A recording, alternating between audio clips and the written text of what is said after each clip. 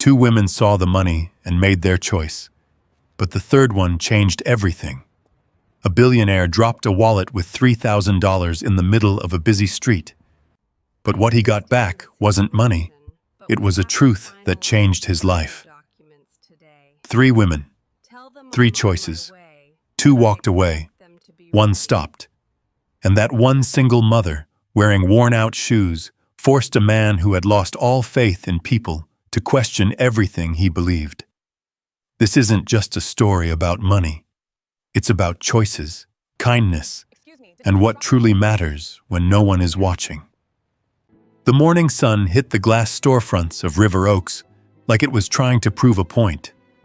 Everything gleamed. The polished marble sidewalks reflected light in sharp flashes. Expensive cars rolled past in a steady rhythm, engines low and quiet, like they didn't need to announce themselves. Daniel Brooks stood just outside a luxury watch boutique, his reflection caught in the window. To anyone passing by, he looked like he didn't belong there. Plain button-down shirt, dark jeans, clean sneakers, but not the kind with a logo people recognized. His posture was relaxed, but his eyes were alert, steady, watching everything. Inside the store, a young clerk glanced at him, then quickly looked away. A security guard near the door shifted his weight, just slightly, but enough. It was a movement Daniel had seen his entire life. Not aggressive, not loud, just a quiet message. You're being watched. Daniel didn't react. He never did anymore. He had learned long ago that reacting gave people something they thought they deserved. Instead, he stepped forward as if he might go in.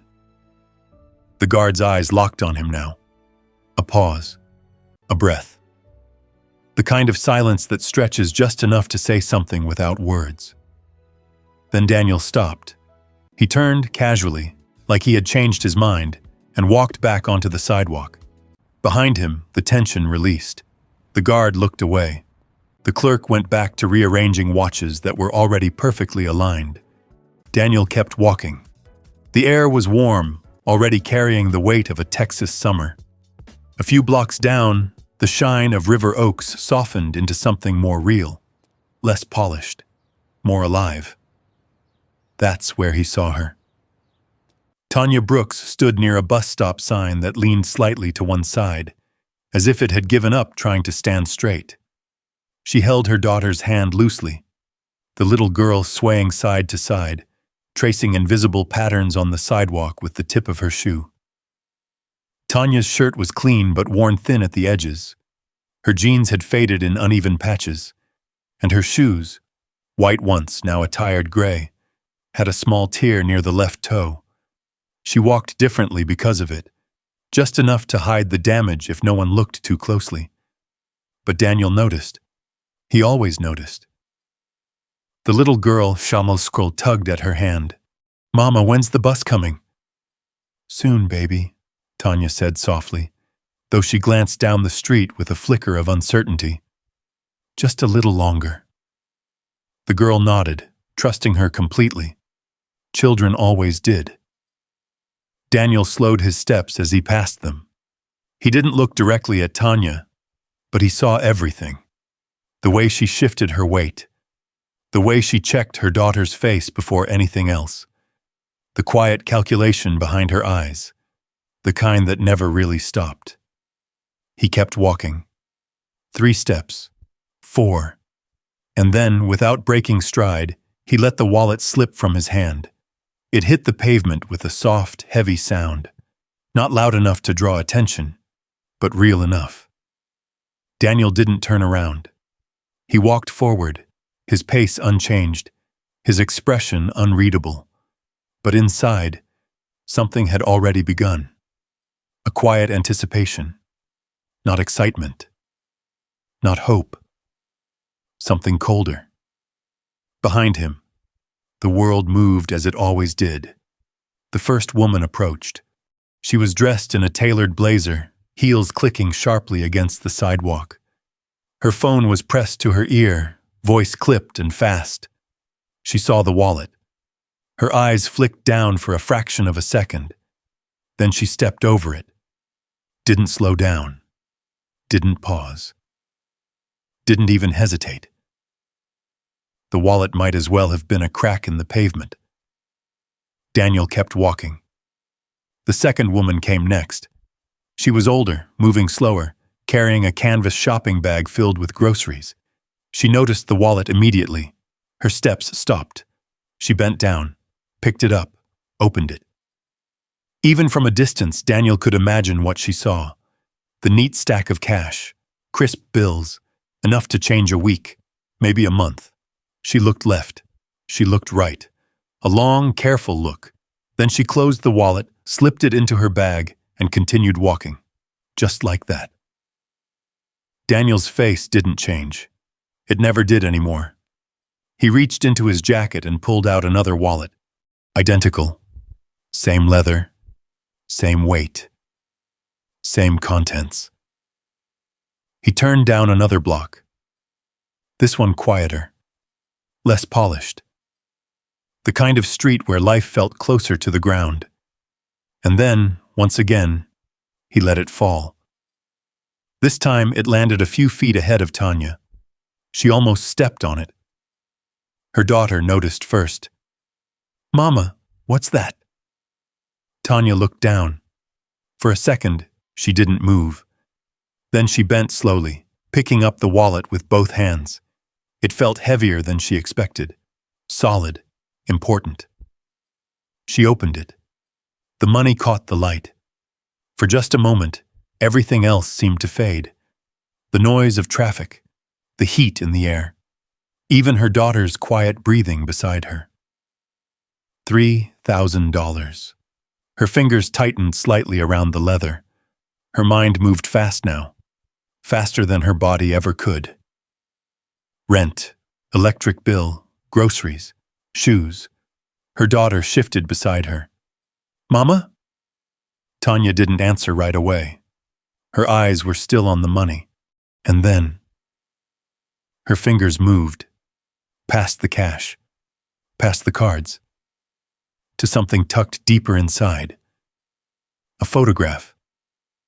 She pulled it out slowly. A boy, maybe 10 years old, standing beside a woman outside an old brick building. The boy was smiling wide, like the world hadn't taught him anything yet. The woman's hand rested on his shoulder, firm, steady. She wasn't smiling. She looked tired. The kind of tired Tanya recognized immediately. Tanya stared at the picture longer than she had looked at the money. Something shifted behind her eyes. Behind her, Daniel had stopped walking. Not completely. Just enough. He turned slightly, watching now. Waiting. The heat pressed down. The city moved around them. And in the middle of it all, a woman with a torn shoe and a child at her side held a wallet that could change everything, or reveal everything. Tanya closed the wallet slowly. Her daughter looked up at her again, small voice soft. "Mama, is it ours?" Tanya didn't answer. Not yet. She took a breath, and then she looked up, scanning the street, searching. Tanya's eyes moved from face to face, slow and careful, like she was trying to match something she couldn't quite name. People passed by without noticing her, caught in their own routines. A man in a suit hurried past with a coffee in one hand and his phone in the other. A teenager leaned against a pole, earbuds in, head nodding to a rhythm only he could hear. A woman pushed a stroller, eyes fixed straight ahead. Nobody looked like they had lost something important. Tanya tightened her grip on the wallet. The leather felt warm now from her hands, heavier somehow. Not just money, something else. Her daughter tugged at her sleeve again. "Mama, can we go? It's hot." Tanya looked down at her, brushing a loose curl away from the little girl's forehead. Sweat had gathered at her temples, tiny beads catching the sunlight. "Just a minute, baby," she said softly. Someone's missing this. The girl nodded, but her eyes drifted toward the street, tired and restless. Tanya looked back up. Still no one. Behind her, across the street, Daniel stood partially in the shadow of a building, watching. He didn't move closer. Didn't speak. He had learned long ago that people revealed more when they thought no one was paying attention. His face remained calm, but inside something was already forming. A quiet expectation, not hope. He didn't trust hope anymore.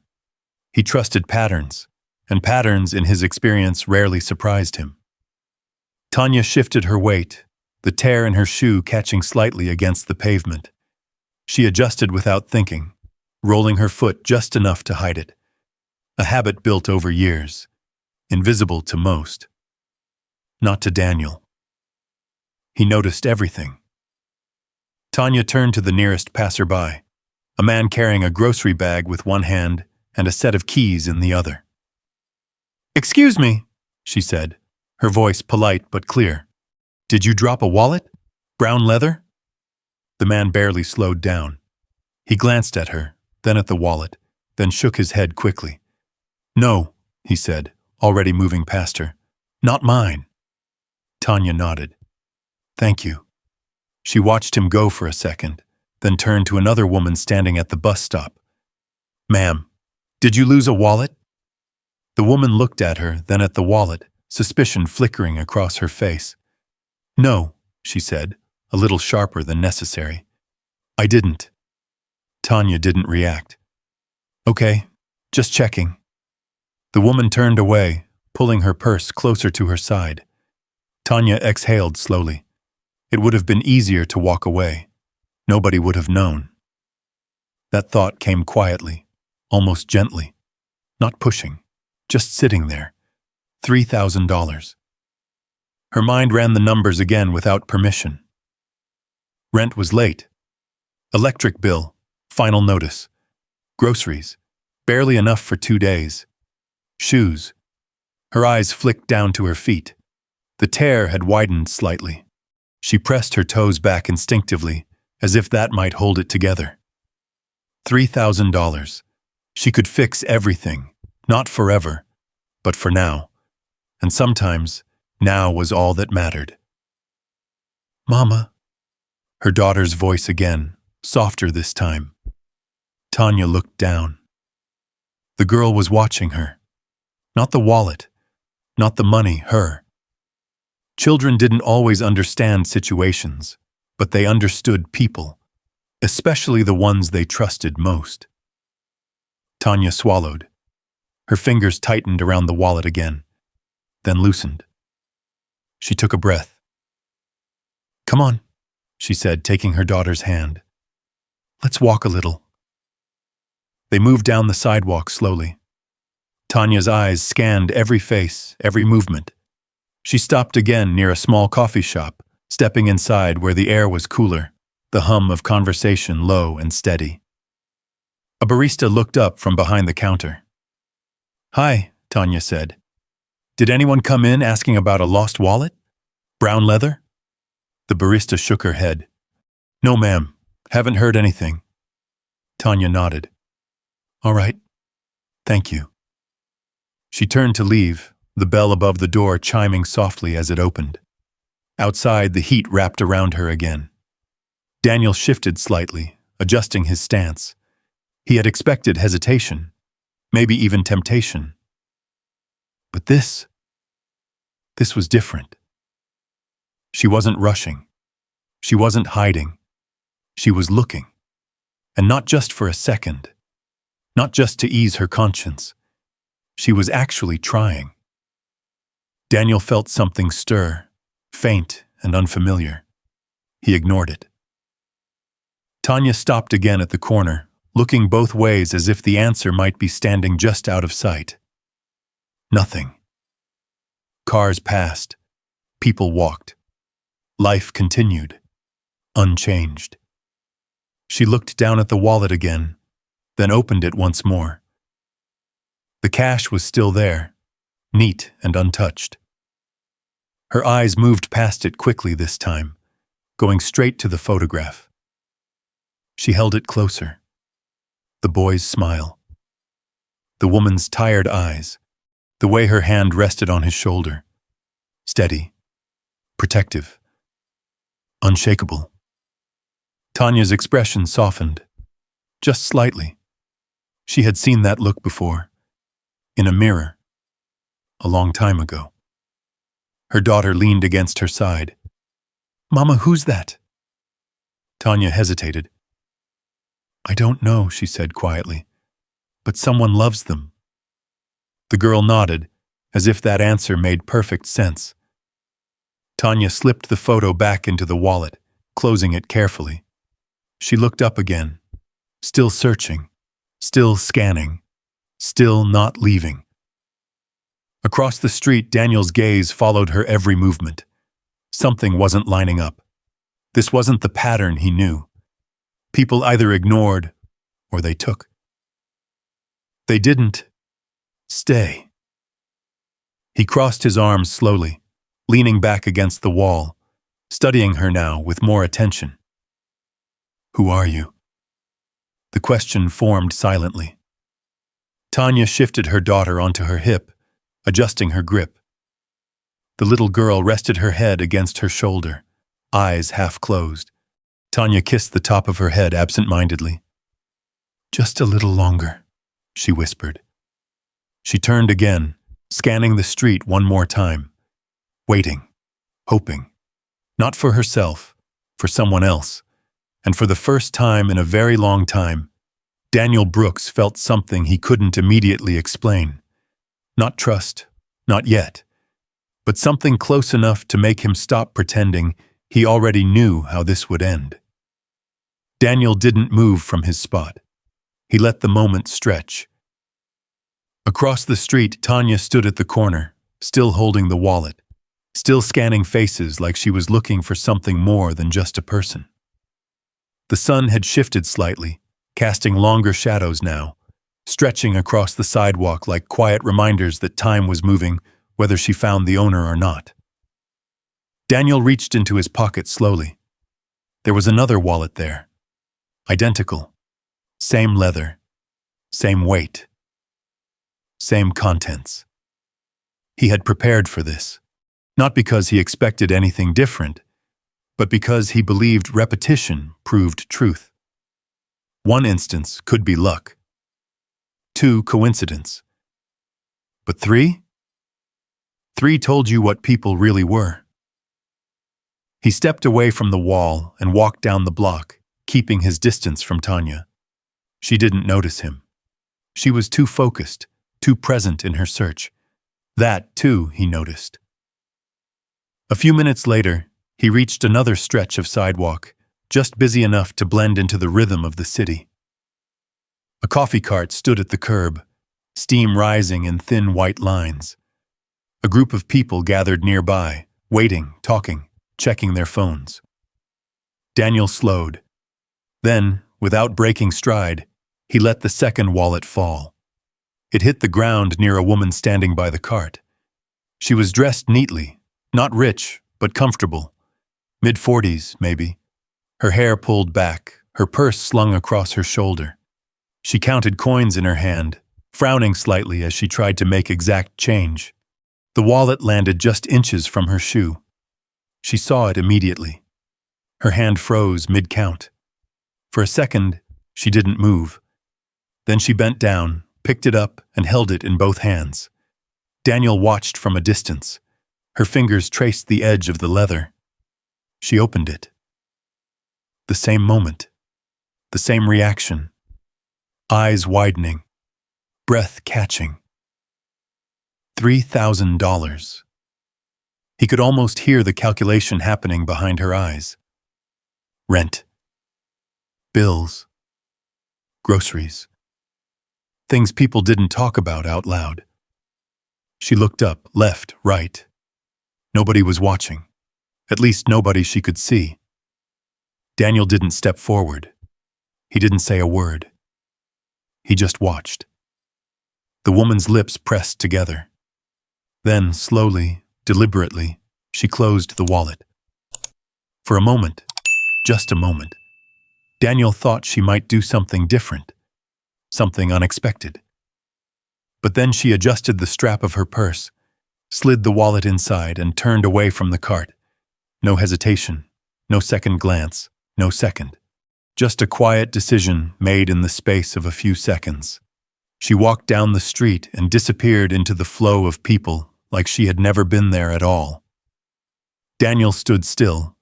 He didn't react, didn't sigh, didn't frown.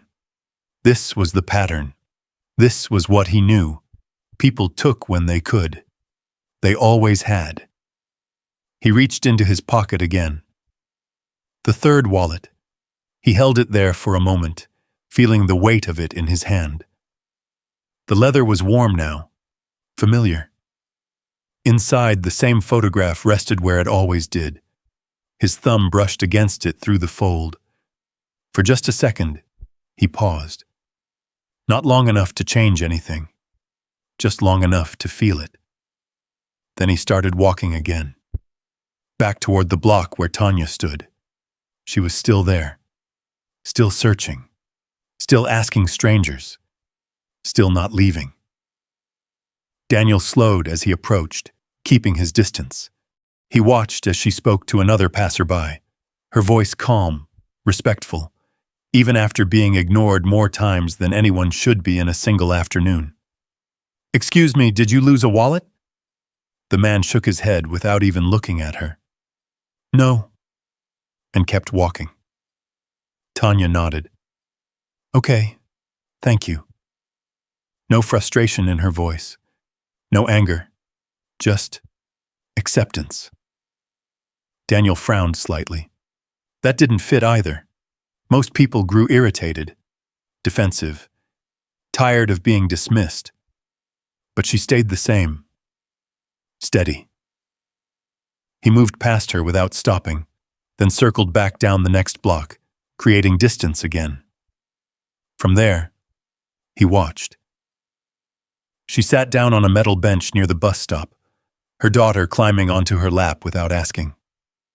The little girl rested her head against Tanya's shoulder, eyes half closed, exhausted. Tanya held her with one arm and the wallet in the other. She opened it again, looked at the money, then passed it, to the photograph. Her fingers lingered there this time, longer than before. Daniel leaned slightly forward, narrowing his gaze. That was new. Most people saw the cash first, stayed with the cash. Everything else came second. But her eyes, they didn't stay there. They moved, past the money, to something else, something that didn't have a price. Daniel felt that same unfamiliar shift again, deeper this time. He didn't like it, didn't trust it, but he didn't ignore it either. Tanya closed the wallet slowly. Her daughter stirred slightly. "Mama, can we go home now?" Tanya looked down at her, brushing her fingers gently across the child's hair. "In a minute, baby," she said softly. Then she looked back up.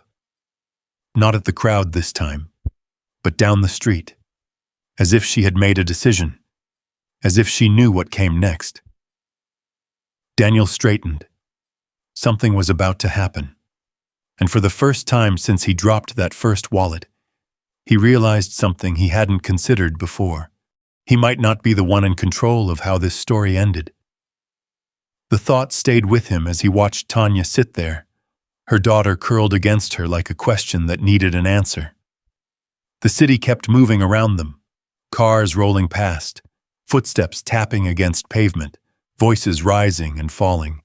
But in that small space near the bus stop, time seemed to slow. Tanya looked down at the wallet again. She opened it more carefully this time. Not like before, when the shock of the money had caught her off guard. This time her movements were slower, more deliberate, as if she were choosing what to see first. Her fingers brushed the edges of the bills, but didn't linger. Instead, she moved past them again, back to the photograph. She slid it out fully this time, held it in both hands. The image was simple, but it carried weight. A boy and a woman standing in front of a building that had seen better days. The boy smiling wide, unaware of what the world would take from him. The woman steady, tired, holding him close like she knew exactly what it would demand. Tanya stared at the woman's face. Something in her expression shifted. A memory, maybe. A recognition. Her daughter stirred slightly in her lap. "Mama, who is she?" Tanya didn't answer right away. Her eyes stayed on the photograph. "I think," she said softly, almost to herself, "she's someone who worked very hard." The little girl nodded, as if that explained everything. Tanya swallowed. Her chest tightened in a way that had nothing to do with the heat, because she knew that look. She had seen it before, in a mirror, years ago, before everything got harder, before life turned into numbers and deadlines and things that had to be paid for before anything else could be considered. Her fingers tightened slightly around the photograph. For a moment, the money didn't matter. Not the rent, not the electric bill, not the groceries she didn't have. Just this, a woman holding onto a child like she was the only thing keeping him steady. Tanya slid the photograph back into the wallet slowly, closed it. Then she sat there, still. Her daughter shifted again, adjusting her head against Tanya's shoulder. "Mama, I'm hungry." The words were soft, but they landed heavy. Tanya closed her eyes for a second. Just 1 second. Then opened them again. "I know, baby," she whispered. "We'll get something soon." Her hand moved automatically, brushing the girl's hair, smoothing it back the way her mother used to do for her. And just like that, the memory came. Clear, sharp, uninvited. A small kitchen. A table too big for the space. 2 mismatched chairs. Her mother standing at the stove, stirring something that barely filled the pot. "You eat first," her mother had said. "I'm not hungry." But Tanya had known, even then, even as a child. Her mother was always hungry. She just never let it show. Tanya opened her eyes again. The present rushed back in. The heat, the street, the weight of the wallet in her hands. $3,000. Enough to fix everything. At least for a while. Her grip tightened again. This time not from curiosity, from pressure. Real pressure. The kind that sat in your chest and refused to leave. She imagined walking away. Just standing up, taking Lily's hand, getting on the bus, going home. No one would stop her. No one would ask. The man who lost it, if he even realized it, would never know where it went. It would disappear into the city, like everything else did. Her eyes drifted down to her shoes again. The tear had widened just enough to show skin beneath. She pressed her toes back instinctively, trying to hide it. From who she didn't even know anymore. $3,000. New shoes, food, lights, peace. Just for a little while. Her daughter shifted again. "Mama, can we get chicken tonight?" Tanya's throat tightened. She didn't answer. Because she didn't know if she could say yes. Because saying yes meant she had something to give. And right now, she didn't. The wallet sat heavy in her lap, like a decision that refused to be ignored. Across the street, Daniel watched her closely now. Not casually, not out of habit, but with focus. This wasn't just observation anymore. This was something else. Something he hadn't felt in years. Uncertainty. He saw the way her hands tightened, the way her shoulders shifted, the pause in her breathing. He knew that moment. He had seen it before. Different faces, different places, same decision. Take it, or leave it. He had never seen anyone stay in that moment this long. Most people chose quickly. Instinct, desperation, opportunity. But her, she was fighting something, and that made him lean forward slightly, his arms uncrossing without him realizing it. Because suddenly, it mattered. Tanya took a deep breath, then another. Her eyes lifted slowly from the wallet, scanning the street again, not out of habit this time, out of choice.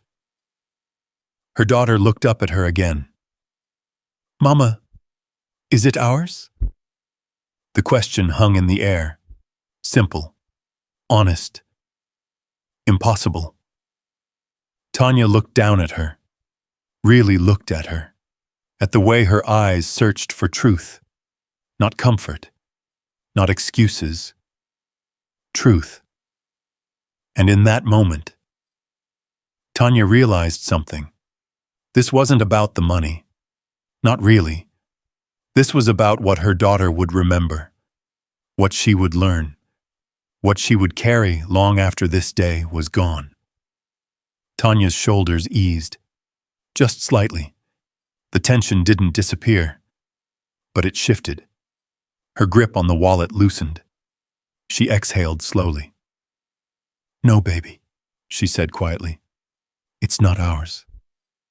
The girl nodded. No disappointment, no argument, just acceptance. Because children trusted what they were given, and Tanya had just given her something more valuable than money. She stood up, adjusted her daughter on her hip, and looked down the street one more time. Then she started walking, not away. Forward. Searching again. Across the street, Daniel didn't move, but something inside him did. It wasn't big, not dramatic, just a small shift. Like something long buried had moved enough to be noticed. And for the first time, he wasn't sure what he wanted her to do next. Daniel stood there, half shadowed by the side of a building, watching Tanya walk slowly down the street with her daughter resting against her shoulder. There was no rush in her steps, no panic. Just a quiet determination that didn't ask for permission. It unsettled him, because this wasn't how it usually went. Most people made their decision quickly. They either took or they didn't. There was no middle ground. No long, drawn-out struggle that left space for something deeper to show itself. But Tanya, she had stayed in that moment, fought in it, and now she was moving forward like she had chosen something she intended to stand by. Daniel pushed himself off the wall and followed at a distance, careful not to be noticed. His steps were slower now, less certain, not because he was afraid of being seen, but because he didn't want to interrupt whatever was unfolding. Tanya stopped at the corner again, shifting Lily higher on her hip, the little girl's arms wrapped loosely around her neck, her head tucked into that familiar place where everything felt safe. Tanya looked both ways, scanning faces again, still searching, still hoping. She approached a man sitting on a bench, his head bent over a newspaper. "Excuse me," she said gently. "Did you lose a wallet? Brown leather?" The man looked up, confused at first, then shook his head. "No, ma'am, sip." "All right, thank you." She nodded and moved on. Another woman, another question, another no. Each time the answer was the same. Each time Tanya responded the same way. Polite, calm, unshaken. Daniel watched her carefully now, trying to understand what kept her moving forward when everything around her suggested she could stop. Because the world didn't reward this kind of effort. It barely noticed it. Tanya reached the end of the block and paused. For a moment she stood still, looking down the street as if she had reached the edge of something. Her daughter stirred again. "Mama, I'm really hungry now." Tanya closed her eyes briefly. The words landed harder this time. She adjusted her hold, pressing her cheek lightly against Lily's hair. "I know, baby," she whispered. "I know." Her voice was steady, but her eyes betrayed something else. A quiet ache, the kind that didn't need to be spoken to be understood. She opened her eyes again and looked down at the wallet. Just for a second. Then she looked away, as if she had already made her decision and didn't want to argue with it again. Daniel felt something tighten in his chest. He didn't recognize it at first. It wasn't anger. It wasn't frustration. It was something closer to respect. And that confused him more than anything else. Tanya turned back the way she had come, walking toward the bus stop again. Not because she had given up, but because she refused to leave without trying one more time. That too, Daniel noticed. Most people stopped when it became inconvenient. She kept going, even when it hurt, even when it cost her something. She reached the bus stop and sat down again, carefully lowering Lily onto the bench beside her. The little girl leaned against her immediately, her energy fading fast. Tanya wrapped an arm around her, pulling her close. The bus still hadn't come. The street looked the same, felt the same. Nothing had changed. Except her. She opened the wallet again. One last time. The cash sat there, untouched. The cards lined neatly beside it. And the photograph. She pulled it out once more, held it up in the light. This time she studied it differently, not as a stranger, but as someone who understood. "You loved him," she murmured softly, almost under her breath. Lily looked up. "Who, Mama?" Tanya smiled faintly. "The woman in this picture," she said. "She loved that boy very much." The little girl nodded. "Like you love me?" Tanya's smile deepened, just slightly. "Exactly like that." Lily leaned back against her, satisfied. Tanya looked at the photograph again. Then slowly, she slipped it back into the wallet. Her hand lingered there, pressed lightly against the leather. And in that moment, something settled inside her. Not perfectly, not easily, but firmly. She reached down and adjusted her shoe again, the tear catching slightly as she moved. This time, she didn't try to hide it. She didn't press her toes back, didn't shift her weight. She just let it be, because for the first time in a long time, she wasn't ashamed of what she didn't have. She was certain of what she did. Daniel saw that. He saw the way she stopped hiding it, the way she carried herself differently now. Not bigger, not louder, but steadier. And something in him shifted again. This time he couldn't ignore it, because it didn't feel like the world he had built his beliefs on. It felt like something older, something he had forgotten. Tanya stood up again, lifting Lily gently. "Come on, baby," she said softly. "Let's try one more time." One more time. The words echoed in Daniel's mind. Not desperate, not defeated, just determined. She stepped off the curb and began walking back down the street. And this time, Daniel moved, not to follow, not to observe, but to meet her, because whatever this was, it wasn't a test anymore. And for the first time in years, Daniel Brooks realized something that unsettled him more than anything else. He wanted to be wrong. The thought followed him as he stepped off the curb and crossed the street. Cars rolled past, engines humming low, sunlight flashing across windshields. The heat pressed down, thick and steady, but Daniel barely felt it. His focus was fixed ahead, on Tanya, walking slowly with her daughter in her arms. the worn edges of her life visible in every step she took. She hadn't seen him yet. That gave him time. Time to decide how to approach her. Time to understand why he felt different. He had done this before. Variations of it. Observing people. Testing them. Confirming what he already believed. But this felt like something else.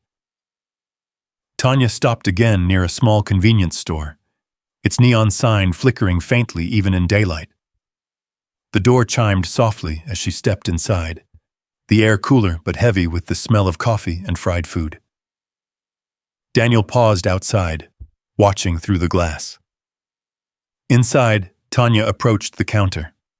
A man stood behind it, older, his expression tired but not unkind. "Excuse me," she said, setting the wallet gently on the counter. "Did anyone come in asking about a lost wallet? Brown leather?" The man glanced at it, then shook his head. "No, ma'am. Haven't seen anything like that." Tanya nodded. "All right. Thank you." She picked the wallet back up, her fingers careful, respectful, as if it belonged to someone who mattered. Because to her, it did. Lily tugged at her sleeve. "Mama, can we get something?" Tanya hesitated. Just for a second. Her eyes flicked toward the shelf behind the counter. Chips, candy, drinks, simple things, small things. But even small things had a cost. She looked back down at her daughter, offering a soft smile that didn't quite reach her eyes. "Not today, baby," she said gently. "We'll eat when we get home." Lily nodded. No complaint, no argument, just acceptance. Daniel felt something tighten in his chest again. He had seen people take without hesitation. But this was someone choosing not to take, even when she needed to. Tanya turned and walked out of the store, the bell chiming softly behind her. Daniel stepped back, blending into the movement of people on the sidewalk. She didn't notice him. She was too focused, still searching, still trying. She moved down the block again, slower now, the weight of the day settling into her shoulders.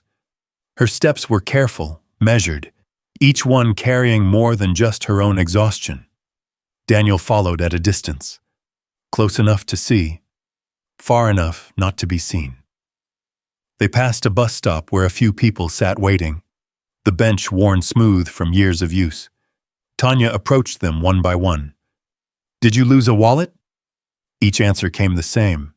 "No, no, no." The repetition didn't change her tone, didn't shake her patience. If anything, it made her steadier, more certain. Daniel watched her longer now, his thoughts quieter than before. He had expected this part to end quickly. A decision made, a direction taken. But she stayed in it, stayed in the effort, even when it gave nothing back. They reached the edge of the block again, the same corner, the same stretch of sidewalk where it had all started. Tanya stopped.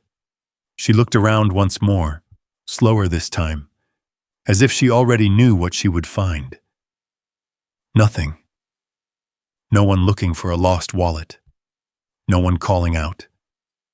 No one searching. The city had already moved on. She exhaled softly.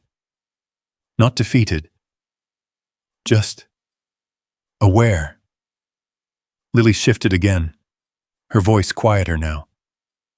"Mama, I'm tired." Tanya nodded. "I know, baby." She adjusted her hold, pressing a gentle kiss to the top of her daughter's head.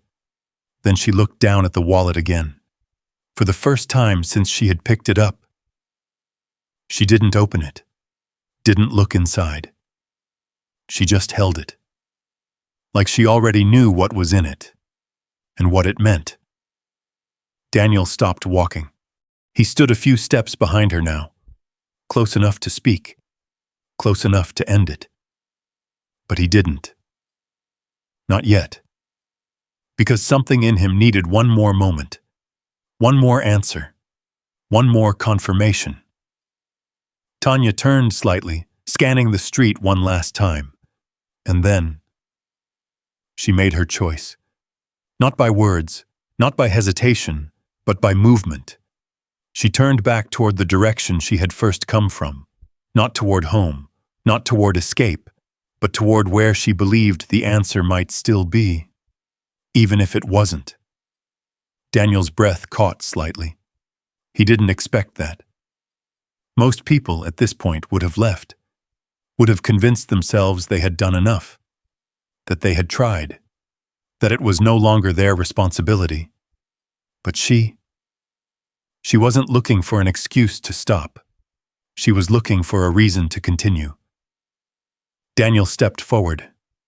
This time he didn't hold back. Tanya. The name left his mouth before he had time to question it. She stopped, slowly, turned. Her eyes met his. There was no recognition there, just caution. And something else. Strength.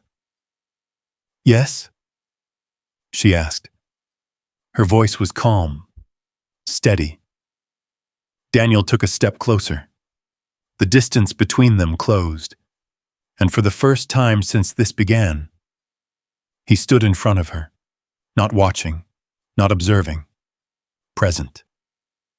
He glanced briefly at the wallet in her hand, then back at her face.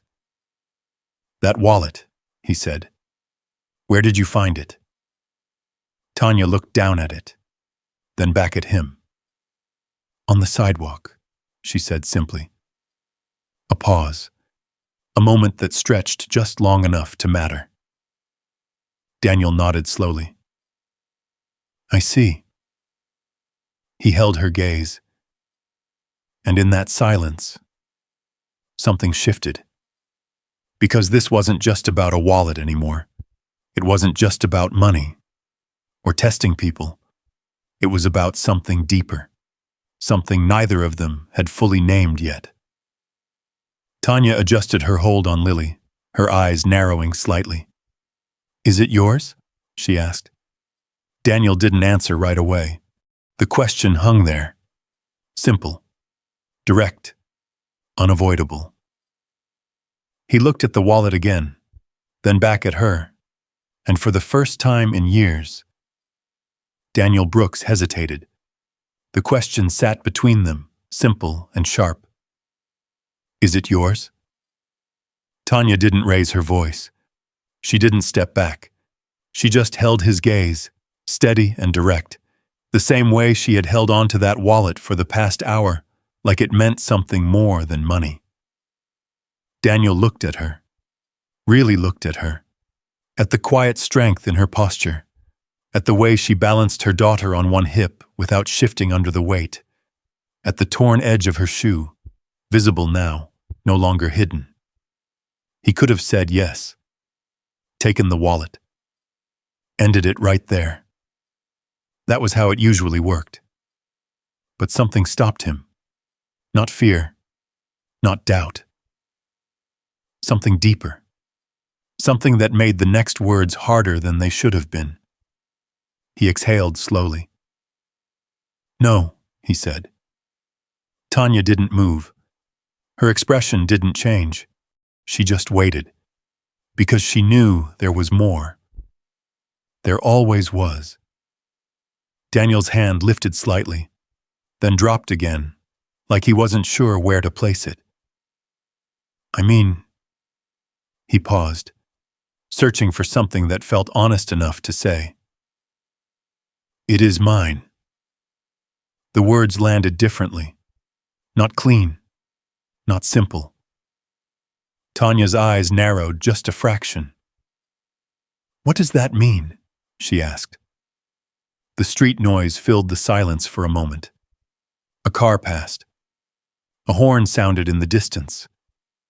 Someone laughed somewhere behind them. But here, everything felt still. Daniel swallowed. He wasn't used to explaining himself. He wasn't used to being questioned like this. But he didn't step away. "I didn't lose it," he said finally. "I dropped it." Tanya blinked once. The words took a second to settle. "You dropped it," she repeated. Daniel nodded. "Yes." Another pause. Another shift. Tanya looked down at the wallet in her hand, then back at him. "So you knew it was there," she said slowly. "Yes. And you just watched?" Daniel didn't answer immediately, but he didn't deny it. That was enough. Something changed in Tanya's face. Not anger. Not yet. Something quieter. Colder. "You were testing people," she said. It wasn't a question. Daniel felt it. The weight of it. He nodded once. "Yes." The word hung there. Heavy.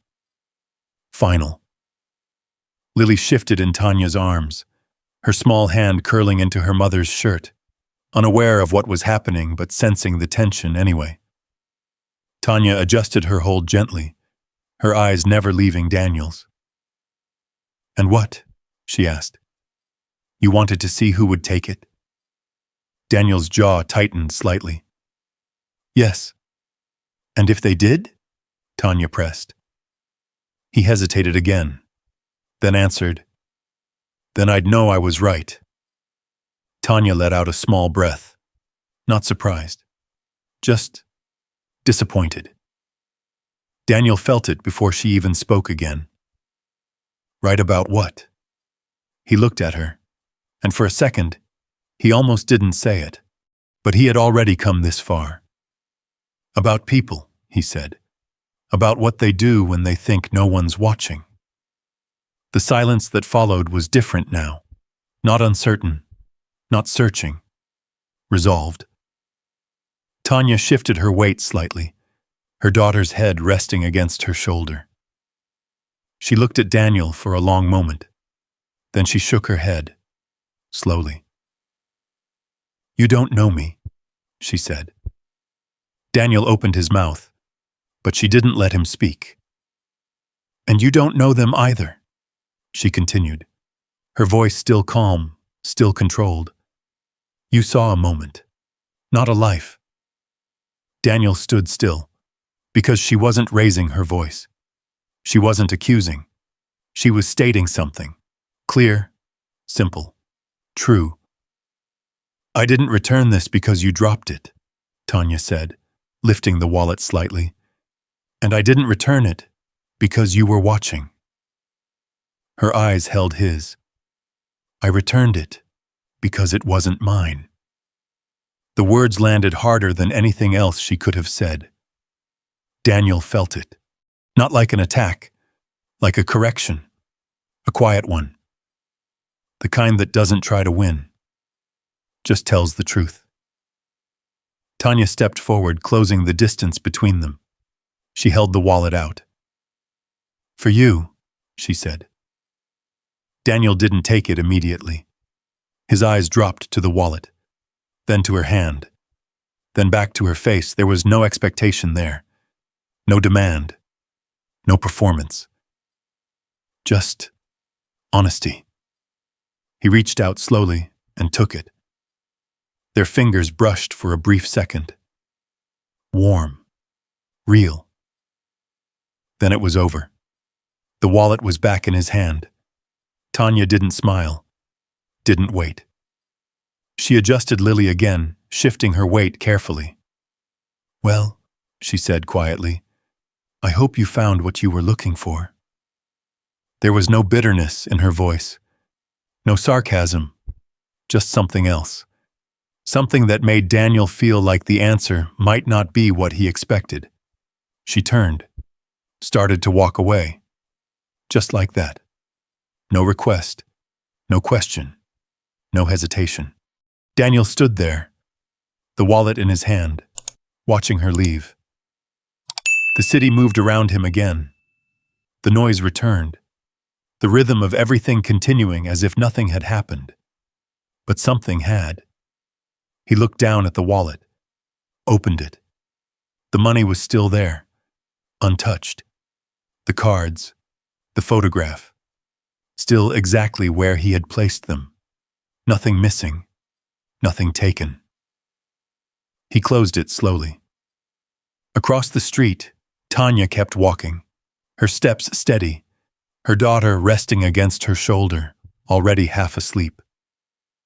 Daniel watched her go, longer than he expected to, because something inside him didn't want the moment to end, didn't want her to disappear into the crowd like the others had, because she wasn't like the others, and that changed everything. For the first time in years, Daniel Brooks felt something he hadn't planned for. Not control, not confirmation, something else. Something that didn't fit into the system he had built to understand the world. He looked down at the wallet again, then back at Tanya. And this time, he didn't see a subject or a result. He saw a person. And he knew, without needing to test anything further, he had been wrong. The realization didn't arrive all at once. It didn't crash into him or shake him the way people imagine truth does. It settled, quiet, heavy, like something that had been waiting for him to notice it. Daniel stood there, the wallet still in his hand, watching Tanya disappear into the flow of people. She didn't look back, didn't hesitate, just kept walking like she had already given him everything she intended to give. And somehow, that felt like more than anything he had ever taken. He looked down at the wallet again, opened it. The photograph stared back at him, a boy and a woman. Him, his mother. For years, that picture had meant something simple, a reminder, a piece of the past he carried because it was all he had left of it. But now, it meant something else. Because someone else had seen it and understood it, without knowing anything about him. Daniel closed the wallet slowly. Across the street, Tanya reached the bus stop again. She sat down carefully, lowering Lily onto the bench beside her. The little girl didn't even open her eyes this time. She just curled into her mother's side, trusting the world would stay in place long enough for her to rest. Tanya leaned back slightly, her shoulders dropping for the first time all day. Not because things had gotten easier, but because the decision was over. The weight she had been carrying. It had shifted. Daniel watched her from where he stood. He could leave now. That would have been the normal ending. The expected one. Test complete. Conclusion drawn. Move on. But he didn't move. Because something inside him refused to let the moment close like that. Because for the first time in a long time, he didn't want to walk away. He crossed the street again. Not carefully this time. Not quietly. Just directly. Tanya saw him coming. Her eyes lifted slowly, steady as always. No surprise. No fear. Just awareness. Daniel stopped a few feet in front of her, the distance between them smaller now. Real. He didn't speak right away. He wasn't sure what to say, because none of the things he usually said felt right. Tanya waited. Not impatient. Not uncomfortable, just waiting. You didn't have to do that, Daniel said finally. His voice was quieter than before. Less certain. Tanya tilted her head slightly. Do what? She asked. He held up the wallet. All of it, he said. Looking for me. Asking people. Staying out here this long. Tanya glanced at the wallet, then back at him. I did, she said simply. Daniel frowned slightly. Why? The question came out more honest than he intended. Not a challenge. Not a test. A real question. Tanya looked at him for a moment, then down at her daughter, then back up. Because it mattered, she said. Daniel shook his head slightly. It's just a wallet. Tanya's eyes didn't change. No, she said. It's not. She nodded toward it. That picture in there? She continued. You don't carry something like that unless it means something. Daniel's grip tightened around the wallet. Just slightly. Tanya noticed. Of course she did. So it mattered, she said again, even if the money didn't. Daniel let out a small breath. Not quite a laugh. Not quite anything. You don't know what the money means to people, he said. Tanya's expression shifted. Not defensive. Not offended. Just certain. I do, she said. The words were soft, but they landed hard. Daniel looked at her, really looked at her, at the worn fabric of her clothes, at the way she held her daughter, at the tear in her shoe that she no longer tried to hide, at the quiet exhaustion she carried without complaining. And something inside him shifted again. Because she wasn't saying it to prove a point. She was saying it because it was true. I've had days where I didn't know how I was going to pay for food, Tanya continued. Days where the lights almost got shut off. She didn't look away. But that doesn't change what's mine and what isn't. The simplicity of it. It disarmed him. Daniel opened his mouth to respond, then stopped, because there was nothing to argue with, nothing to correct, nothing to prove. For years, he had built a system in his head, a way of understanding people. They take when they can. They choose themselves, every time. It had made things easier, cleaner, predictable. But standing here, looking at her, that system didn't work anymore. Tanya shifted slightly on the bench, adjusting Lily so she wouldn't slip.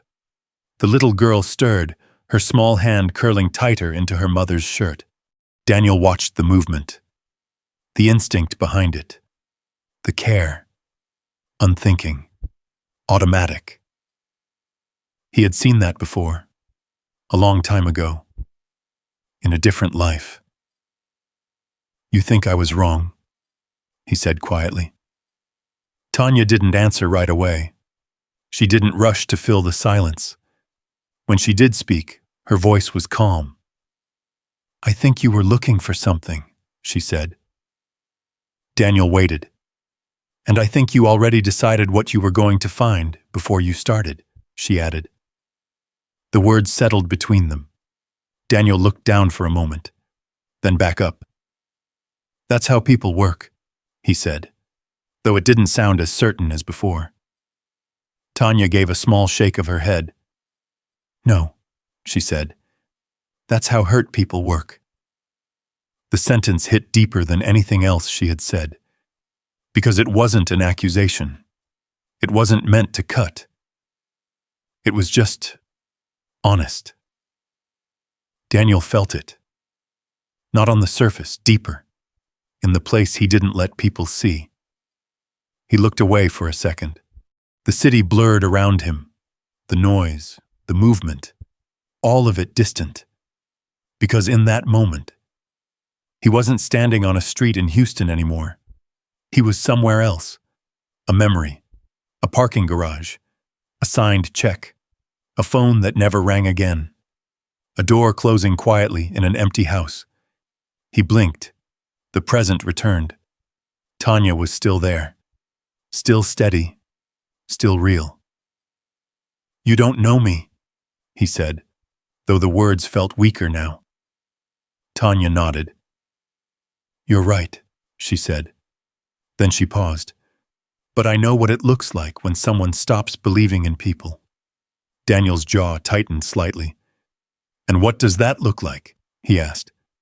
Tanya held his gaze. Lonely, she said. The word didn't echo. It didn't need to. It just stayed there. Clear. Undeniable. Daniel didn't respond. He couldn't. Because for the first time in a long time, someone had said something about him that wasn't based on his money, or his reputation, or what he owned. Just him. And it was right. Tanya stood up slowly, lifting Lily again. The little girl murmured softly, but didn't wake. Tanya adjusted her hold, then looked at Daniel one last time. You didn't test me, she said quietly. Daniel frowned slightly. What do you mean? Tanya gave a small, tired smile. You tested yourself, she said. Then she turned and walked away. This time, Daniel didn't follow. He just stood there, watching her disappear into the crowd, the wallet still in his hand, the photograph still inside. But everything about it, everything about him, felt different now. Because for the first time, he wasn't standing above the situation, observing, judging. He was inside it, part of it. And he didn't know what came next. The feeling stayed with Daniel long after Tanya disappeared down the block. It followed him into his car, sat beside him in the quiet as he drove away from the polished streets of River Oaks, past the glass buildings, past the restaurants where people laughed over meals they didn't think twice about. He didn't turn on the radio, didn't check his phone, didn't call anyone. He just drove. Because for the first time in years, silence didn't feel like control. It felt like something unfinished. He stopped at a red light and stared ahead, but he wasn't seeing the road. He was seeing her, the way she had looked at him. Not impressed, not intimidated, not afraid. Just clear. You tested yourself. The words replayed again and again and again. Daniel tightened his grip on the steering wheel, then loosened it, because arguing with the memory didn't change it. He had spent years building a life where everything made sense, where people fit into categories, where outcomes could be predicted. But she had stepped outside of that, and now nothing felt as certain as it had before. The light turned green. He didn't move right away. A car behind him honked once, short, impatient. Daniel blinked, then pressed the gas and drove forward. But he didn't go home, not yet. Instead, he turned, away from the part of the city that reflected who he had become, and toward the part that reminded him of who he had been. The streets changed slowly. Buildings grew older. Paint peeled from walls. Signs hung slightly crooked over small shops that had been there longer than anyone could remember. He passed a laundromat, a diner with a flickering sign, a row of apartments where the balconies held more life than the rooms inside. And then he stopped, a few blocks away from where Tanya had said she lived. He didn't know why. Not exactly. But something told him this wasn't over. Not yet. He parked the car, sat there for a moment, then stepped out. The heat had softened now, the edge of the day beginning to fan into evening. The air felt different here, closer, real. He walked down the sidewalk slowly, his eyes taking in everything. A child riding a bike with one training wheel missing. A woman watering plants that looked like they had been struggling all summer. A man sitting on a folding chair, watching the world go by like he had nowhere else to be. Daniel nodded once as he passed him. The man nodded back. Simple, uncomplicated. He reached the building. 4 stories, worn but standing. The kind of place that didn't pretend to be anything it wasn't. The front door was propped open with a brick. Daniel stepped inside. The hallway was narrow, dim, the air cooler, but carrying the faint smell of cooking, laundry, and something else. Life. He moved slowly, his footsteps quieter now, not because he was trying to hide, but because something about the space demanded respect. He reached the stairs, climbed, second floor, third. By the time he reached the fourth, his breath had deepened slightly. Not from the climb, from something else. He stood in front of a door marked 4C, paused. For a moment, he considered leaving. Walking away, letting the day end where it should have. But he didn't. He raised his hand, knocked. 3 times. Soft. Measured. Inside, he heard movement. A small voice. Footsteps. Then the door opened. Tanya stood there, still in the same clothes, still carrying the same quiet strength. Her eyes widened slightly, not in shock. Recognition. "You," she said. Daniel nodded. "It's me." A pause. Not uncomfortable. Just real. Tanya glanced past him briefly, then back at his face. "What are you doing here?" she asked. Her tone wasn't hostile, but it wasn't welcoming either, just careful. Daniel took a breath. "I wanted to talk," he said. Tanya studied him for a moment, then stepped aside. "Come in." The apartment was small, but clean, carefully arranged. Everything had a place. Everything mattered. A couch with a blanket folded neatly over the back, a small table with 2 chairs, a refrigerator with drawings taped to it. Bright colors, uneven lines, the kind of art only a child could make. Daniel stepped inside slowly. Not because of the space, because of what it meant. Lily peeked out from behind a doorway, her eyes curious. "Who's that, Mama?" she asked. Tanya glanced back at her. "Just someone I met today, baby," she said gently. "Go play for a minute." Lily nodded, then disappeared again. Daniel watched her go, then turned back to Tanya. She moved toward the kitchen area, filling a kettle without asking if he wanted anything. She didn't ask. She just did. The sound of water running filled the silence, then stopped. She set the kettle on the stove, reached for 2 cups. They didn't match. One white, one faded blue. She placed them on the table, then sat down. Daniel followed, lowering himself into the chair across from her. It creaked slightly under his weight. He didn't comment, didn't shift, just sat. The kettle began to heat, a soft hum building slowly. Tanya folded her hands on the table, looked at him. "Talk," she said. No extra words, no small talk, just direct. Daniel looked around the room again, at the small details, at the life she had built inside a space that offered very little, then back at her. "I didn't come here to test anything," he said.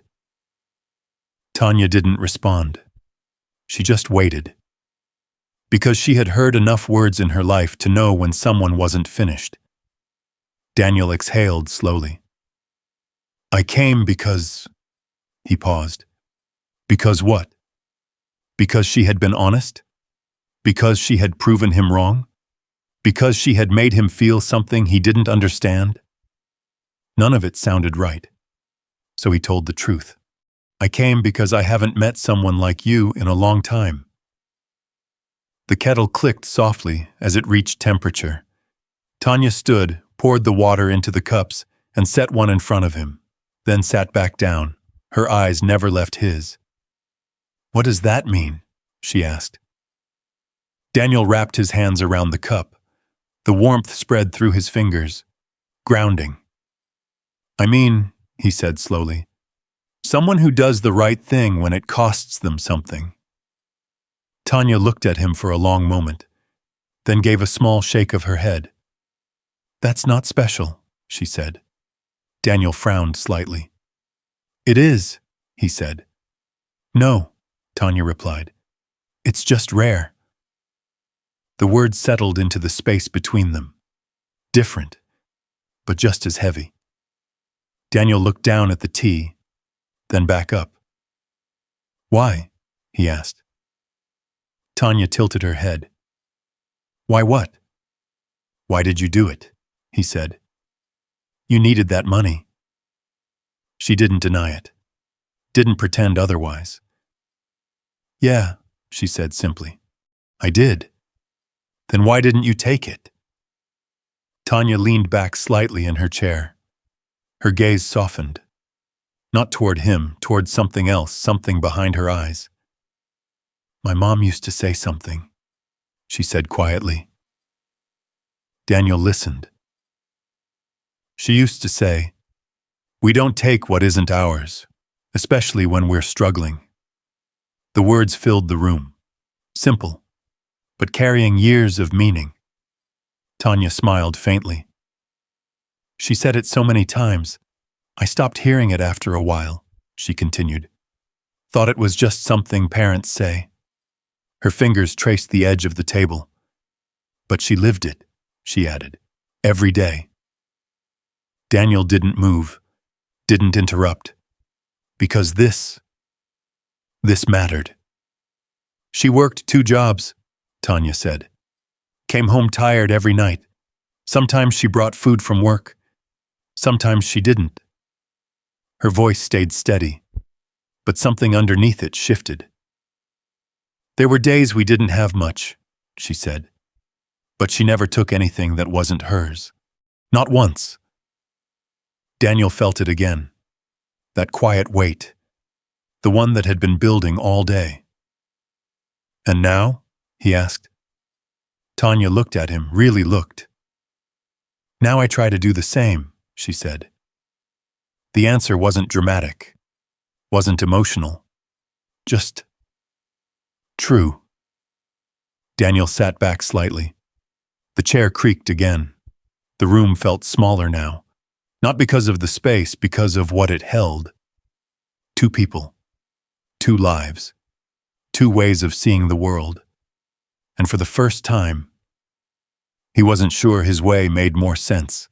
The realization didn't come with noise. It didn't shake the room or demand attention. It simply stayed there, quiet and steady, like something that had been waiting for him to notice it.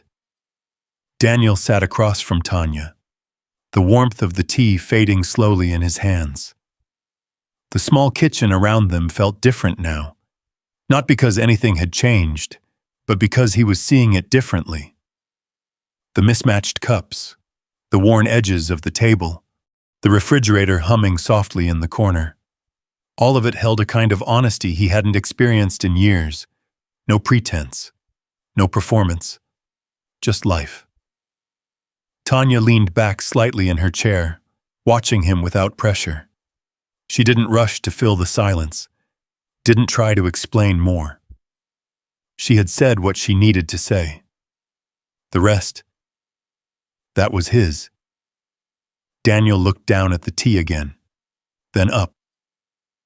You said your mother worked 2 jobs, he said quietly. Tanya nodded once. Yeah. And she never... He paused, searching for the right words. She never took anything? Tanya shook her head. Not once. Daniel let out a slow breath. His eyes drifted away from her, toward the window. The light outside had shifted, the sun lower now, casting long shadows across the street. For a moment, he wasn't in that kitchen anymore. He was somewhere else. A memory, a different kind of room.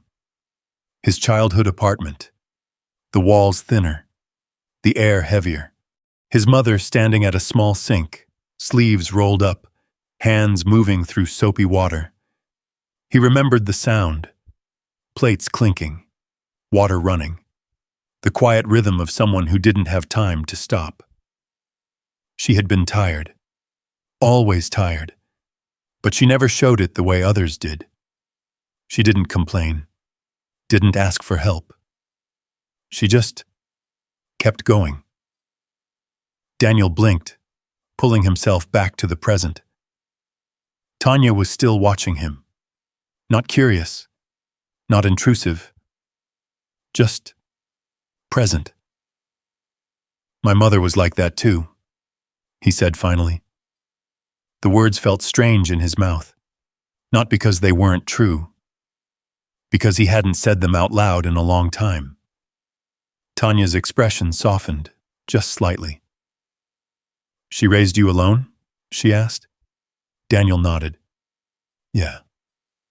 A pause. The kind that carries more than words. She worked all the time, he continued.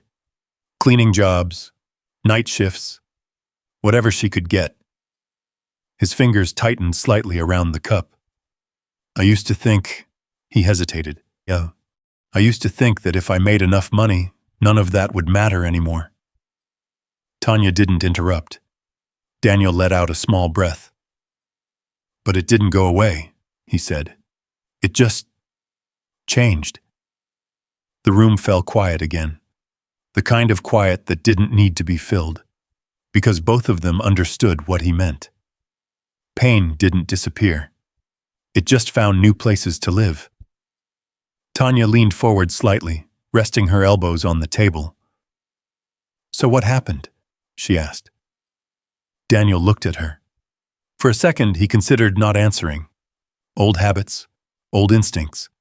But something about the space, about her, made it harder to hide. I trusted the wrong people, he said. The words were simple, but they carried weight. A friend, he added. Someone I grew up with. I helped him start something. Gave him money. No contract. No paperwork. Tanya didn't react. Didn't judge. She just listened. He disappeared, Daniel said. Took everything and left. A beat. My wife, he continued, his voice tightening just slightly. She did something similar. Different way. Same result. He didn't go into detail. He didn't need to. Tanya understood enough. Daniel looked down at the table. That's when I stopped, he said. Stopped what? Tanya asked. Believing people mean what they say. The words landed flat. Not dramatic. Just final.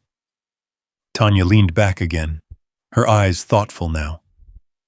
And the tests? She asked. That's how you deal with it? Daniel nodded once. It made things easier, he said. Predictable. And today? Tanya asked. Daniel didn't answer right away. He looked at her, at the space, at the quiet life she had built without pretending it was anything else. Then he shook his head slightly. Today didn't make sense, he admitted. A faint smile touched Tanya's lips. Good, she said. Daniel frowned just a little. Good? He repeated. Yeah, she said. Because if everything made sense all the time, you'd never question anything. Daniel considered that. It wasn't something he had thought about before, because for him, control had always meant clarity, certainty. But now, certainty felt incomplete. A small sound came from the hallway. Lily stepped into the room, rubbing her eyes. Mama! Tanya turned immediately, her expression softening in a way Daniel hadn't seen before. I'm here, baby, she said. Lily walked over slowly and climbed into her lap without asking. Tanya adjusted her automatically, holding her close.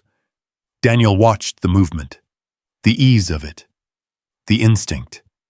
It wasn't something you learned. It was something you were. Lily looked at him, her eyes curious, but not afraid. Are you staying for dinner? She asked. The question caught Daniel off guard. He blinked once. He started, then stopped. Tanya smiled faintly. He's just visiting, she said gently. Lily nodded, satisfied with the answer, then rested her head against Tanya's shoulder again. Daniel felt something shift in his chest. Not sharp, not painful, just unfamiliar. Because for a moment, he could see it. A different kind of life. One where things weren't perfect, but they were real. Tanya glanced at the clock on the wall, then back at Daniel. It's getting late, she said. Not a dismissal, just a fact. Daniel nodded. He stood slowly, setting the empty cup on the table. Thank you, he said. Tanya tilted her head slightly. For what? She asked. Daniel looked at her. Really looked. For being honest, he said. Tanya held his gaze for a moment, then nodded. You're welcome. Daniel turned toward the door, paused, then looked back one last time, at the small kitchen, at the woman holding her child, at the life that didn't pretend to be anything else. And for the first time in a long time, he didn't feel like he had all the answers. He stepped outside. The evening air was cooler now, the sky fading into deeper shades of blue. He stood there for a moment, letting it settle. Then he reached into his pocket, pulled out the wallet, opened it. The photograph stared back at him again. But this time, he didn't just see the past. He saw something else, something he hadn't expected. A connection between what he had been and what he had just witnessed. Daniel closed the wallet slowly, and as he walked back to his car, he knew one thing for certain. Something inside him had started to change, and he didn't know where it would lead. But for the first time, he didn't want to stop it. Daniel didn't go back to his estate that night. He drove past it, past the iron gates that opened without question, past the long driveway lined with trees that had been trimmed to perfection. He kept going. The city lights stretched ahead of him, reflections bouncing off glass and metal, but none of it held his attention the way it used to. Because for the first time in years, he wasn't thinking about what he had built. He was thinking about what he had missed. He drove for a long time. No destination, no plan. Just motion. The kind that lets something settle when your mind won't stop turning. By the time he finally pulled into his garage, the night had deepened. The house stood quiet, unchanged, the same controlled silence waiting for him. He stepped inside. The echo of his footsteps followed him through the hallway. Everything was in its place. Everything exactly as it should be. And yet, something felt off. Not in the house. In him. He walked into his study and sat down at the desk, the leather chair creaking softly beneath him. The wallet rested in his hand. He opened it again. The photograph.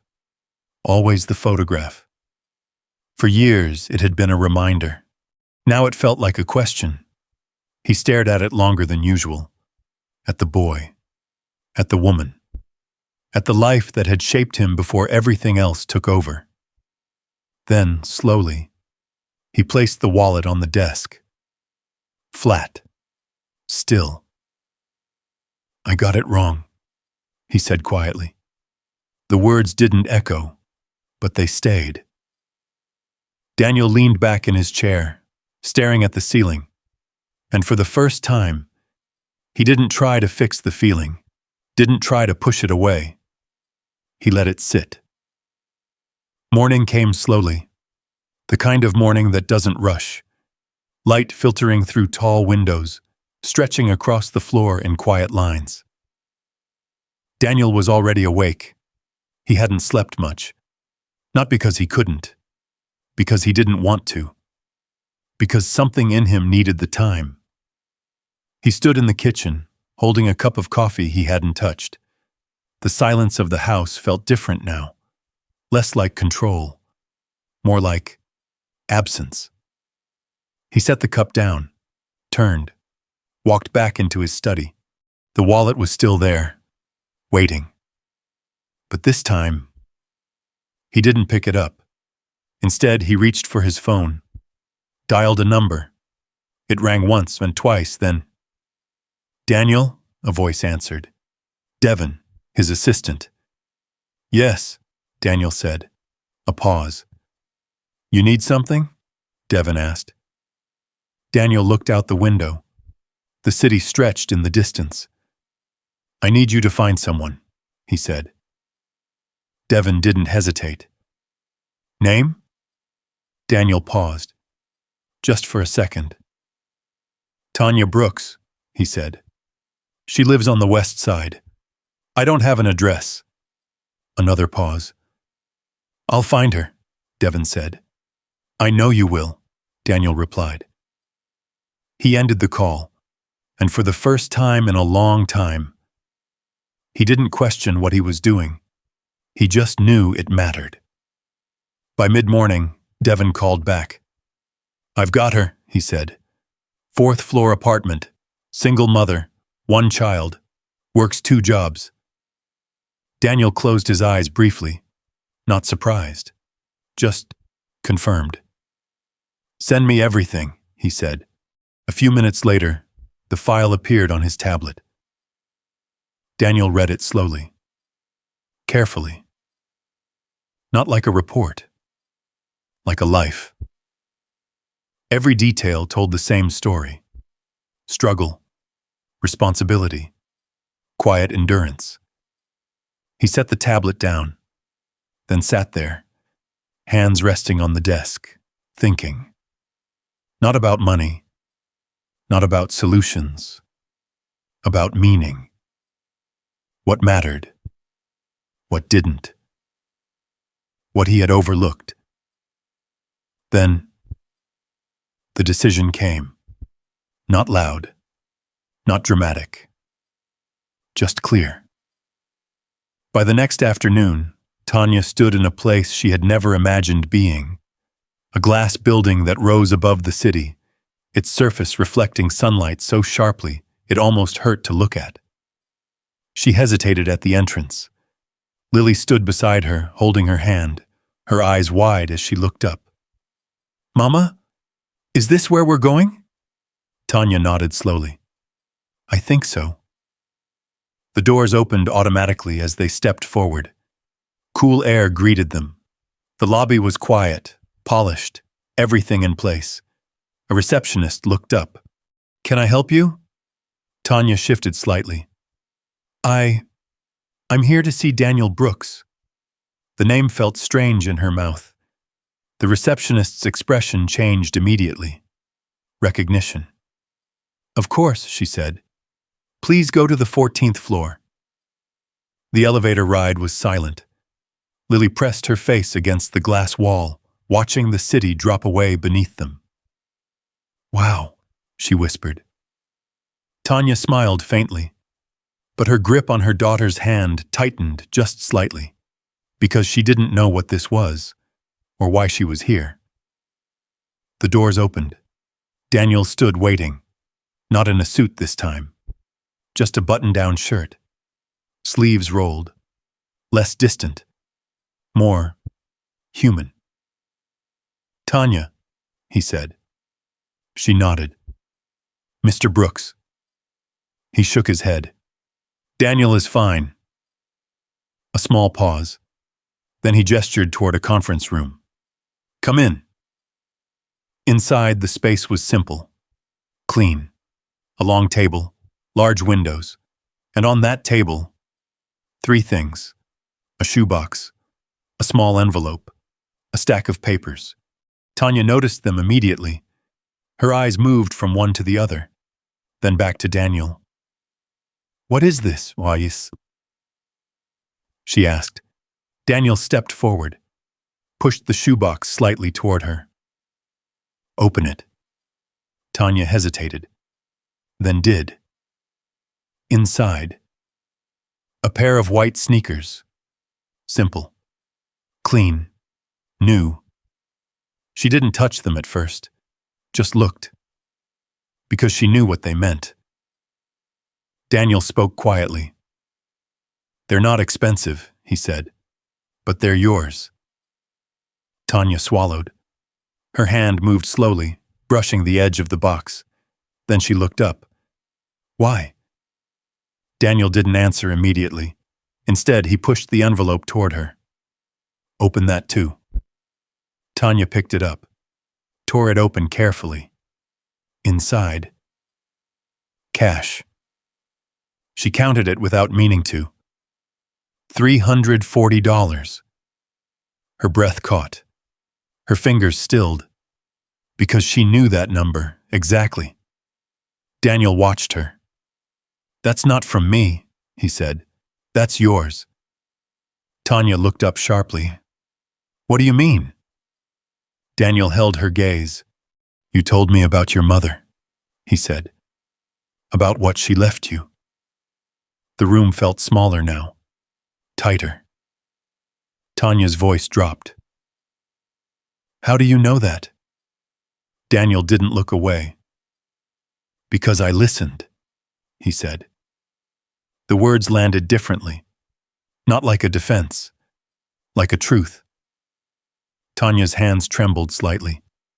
Not from fear, from something else, something deeper. Daniel took a breath, then gestured to the papers.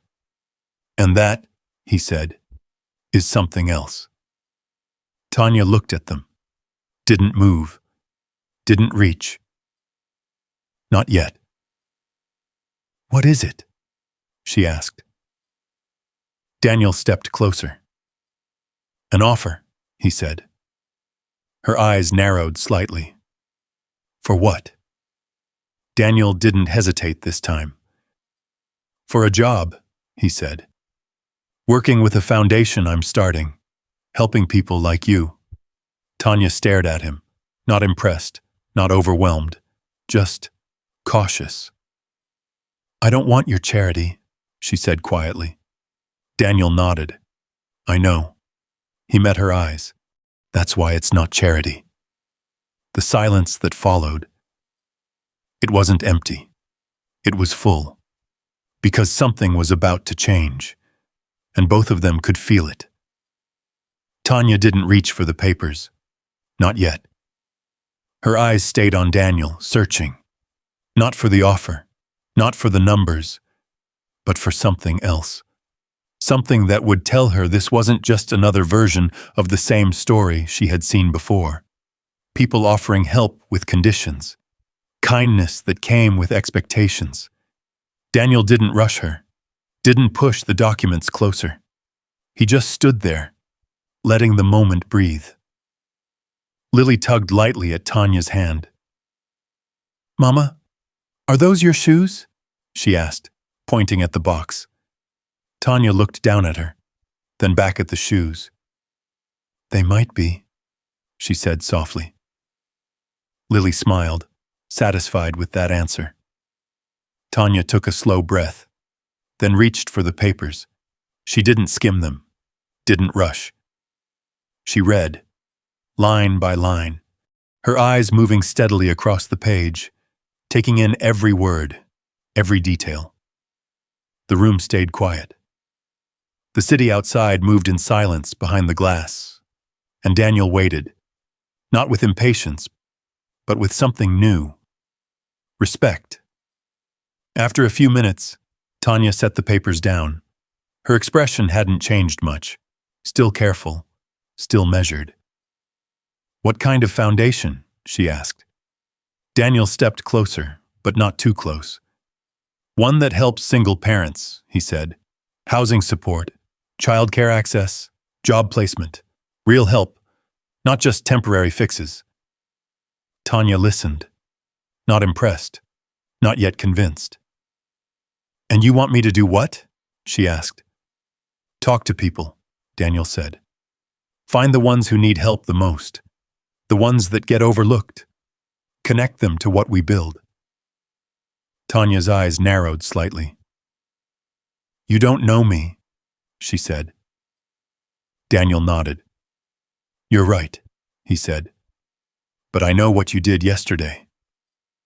A pause. "That tells me enough to start." Tanya looked down at the table, at the shoes, at the envelope, at the papers. 3 different answers to the same question. 3 different paths. She reached for the envelope again, opened it, looked at the money. Her fingers brushed the edges. Not like before. Not like something she needed. Like something she understood. Then she folded it closed, set it down. Next, she touched the shoes, ran her hand lightly over the surface. Clean, new, simple. She didn't take them out. Not yet. Finally, she looked back at Daniel. "What happens if I say no?" she asked. Daniel didn't hesitate. "Nothing," he said. Tanya held his gaze. "You just walk away?" Daniel nodded once. "Yes. No pressure, no hidden terms. Just choice." Tanya studied him for a long moment. Then she looked at Lily. Her daughter was watching her closely now, not confused, not afraid, just paying attention, the way children do when they know something important is happening. Tanya exhaled slowly. "I'll try," she said.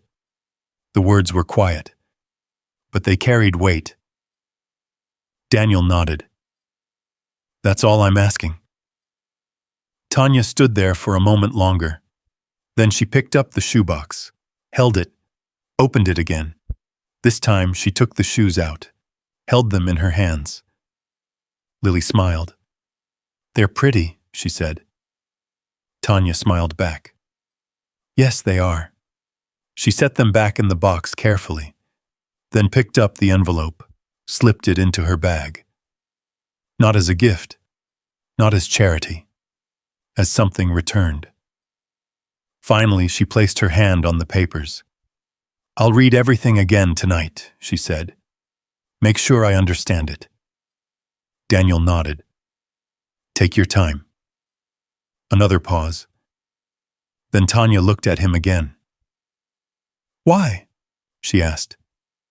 Not suspicious, not defensive, just needing to know. Daniel didn't look away. "Because someone once taught me what matters," he said, "and I forgot." Tanya didn't respond, but something in her expression softened, just slightly. Enough. Weeks passed. The change didn't happen all at once. It never does. Tanya started small. Meetings, phone calls, conversations with people who looked at her the way she used to look at others. Tired, cautious, unsure if help was real. She didn't promise anything. She didn't pretend. She just listened. And somehow, that was enough. Daniel watched from a distance.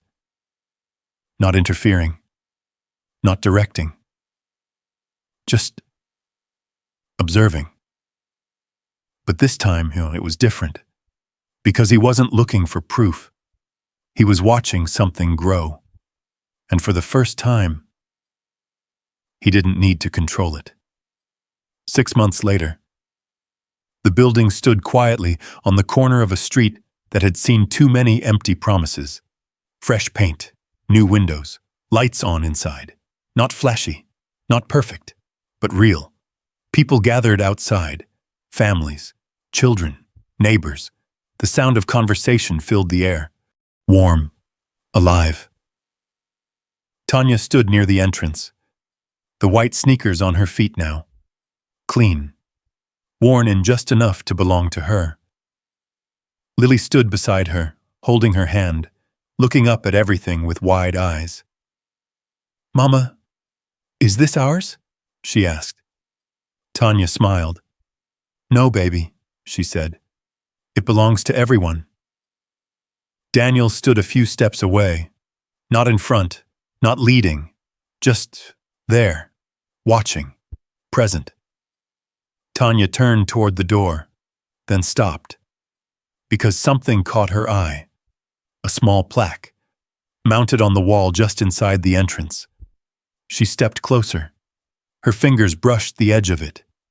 Then she read the words, "The Lorraine Brooks Community Center." She froze. For a moment, everything else disappeared. The noise, the people, the movement, all of it faded. Her hand trembled slightly as she touched the name again. Lily looked up. "Mama, that's Grandma's name." Tanya nodded slowly. Her voice didn't come right away. When it did, it was soft. "Yes, baby." Tears filled her eyes, not falling, just there, present, like everything else that mattered. She turned, looked at Daniel. He didn't say anything. He didn't need to, because this was never about the money, or the test, or proving anything. It was about remembering, about honoring something that had never stopped mattering. Tanya smiled.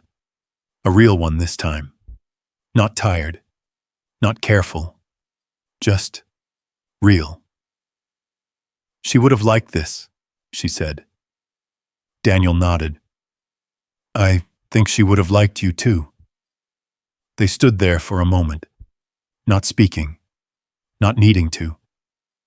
Because for the first time, neither of them felt alone. And somewhere in the quiet space between what was lost and what had been found, something had been restored. Not perfectly, not completely, but enough to begin again. If this story meant something to you, I want to hear from you. Be honest.